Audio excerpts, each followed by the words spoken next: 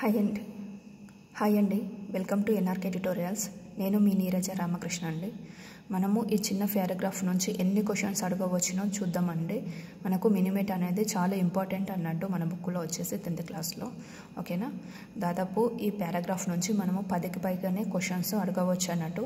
అవేంటో చూద్దాం. First question వచ్చేసి, మినిమేట వ్యాధి మన బాడీలో ఏ ఆర్గాన్కి వస్తుందంటే మన బ్రెయిన్కి వస్తుందండి. మన బ్రెయిన్కి ఎఫెక్ట్ అవుతుంది అన్నట్టు. దీనివల్ల మనకు ఎలాంటి క్యారెక్టర్స్ వస్తాయంటే ఎలాంటి లక్షణాలు మనకు సంభవిస్తాయి అంటే, దీనివల్ల మనం స్పర్శ కోల్పోతాము, వినికిడి తగ్గిపోతుంది, చూపు తగ్గిపోతుంది, మాట అనేది కూడా పడిపోతుంది అన్నవి.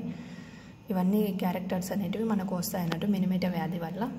ఇంకా ఈ వ్యాధిని ఎక్కడ గుర్తించారు అని అడగవచ్చు క్వశ్చన్ని. జపాన్లో గుర్తించారు అన్నట్టు. ఏ సంవత్సరంలో అని కూడా అడగవచ్చు, అంటే 1956 అని మనం చెప్పవచ్చు అండి. నెక్స్ట్, ఏ పరిశ్రమ వల్ల అని అడగవచ్చు అన్నట్టు దీన్ని. అయితే ఇది ఒక రసాయన పరిశ్రమ అన్నట్టు. ఈ రసాయన పరిశ్రమ ఎవరిది అంటే చిస్సో కార్పొరేషన్ వారిది అన్నట్టు. ఏ నగరంలో అడిగారు దీని అని కూడా అడగవచ్చు, మినిమేట నగరంలో. తర్వాత, ఈ రసాయన పరిశ్రమ నుంచి ఏది విడుదల కావడం వల్ల మనకి వ్యాధి వచ్చిందంటే మిథైల్ మెర్కురీ అనే రసాయనం విడుదల కావడం వల్ల మనకు ఈ వ్యాధి వచ్చింది అన్నట్టు. తర్వాత, ఈ వ్యాధి ఏ సముద్రంలో వచ్చిందని కూడా అడగవచ్చు, అది ఎక్కడ అంటే షిరాని సముద్రం. తర్వాత, ఏ అఖాతం అని కూడా అడగవచ్చు, అదేంటి మినిమేట అఖాతం. తర్వాత, ఇది మినిమేట వ్యాధి మనకు వేటి ద్వారా మానవులకు వ్యాపించింది అంటే చేపల ద్వారా వచ్చింది అన్నట్టు. ఓకేనా. మళ్ళీ ఈ మినిమేట వ్యాధి ఎవరెవరికి వచ్చింది అని కూడా అడగవచ్చు. ఎవరెవరికంటే పిల్లులకు, కుక్కలకు, పందులకు, మనుషులకు కూడా వచ్చింది అన్నట్టు.